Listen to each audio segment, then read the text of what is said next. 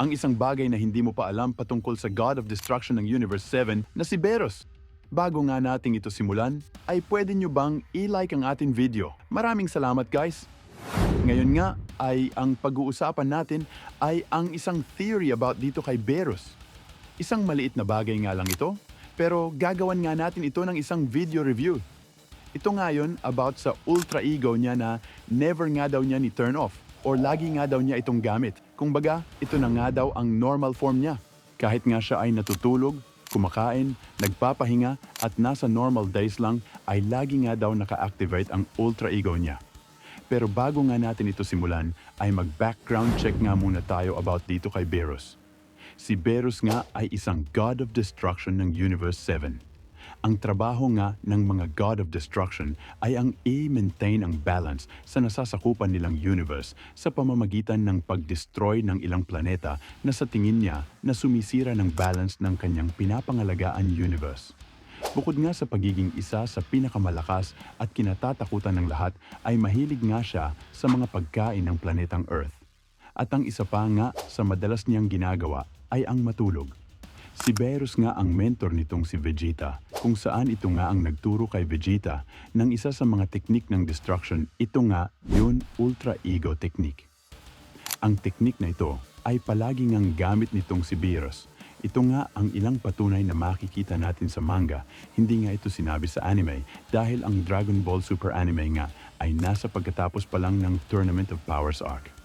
During nga ng pagtuturo ni Beerus kay Vegeta ng Ultra Ego sa Dragon Ball Super manga, ay sinabi nga nito ang ilan sa mga paraan para nga ma-achieve ang teknik na ito. Ayon nga kay Beerus, para nga daw ma-achieve ang teknik na ito, ay kailangan nga daw na magkaroon ng user ng same na pag-uugali sa mga destruction. At syempre, ang magkaroon ng brutal na training sa isang God of Destruction.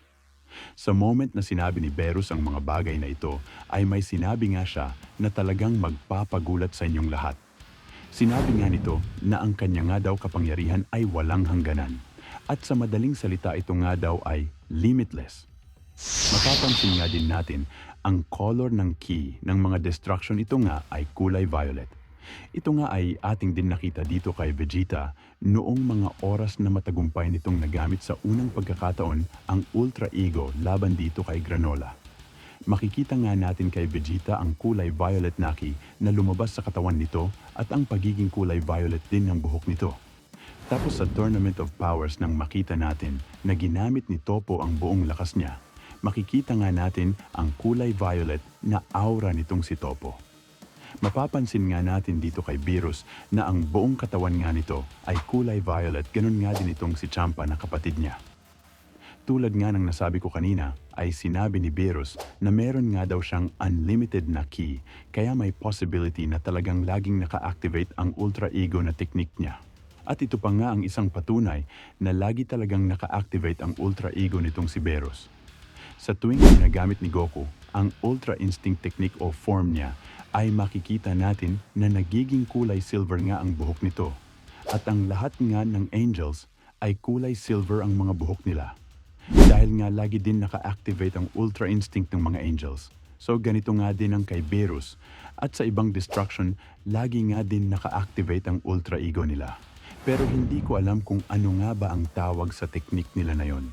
Dahil ang pagkakaalam ko ang Ultra Ego ay si Vegeta nga ang personal na nagbigay ng pangalan dito.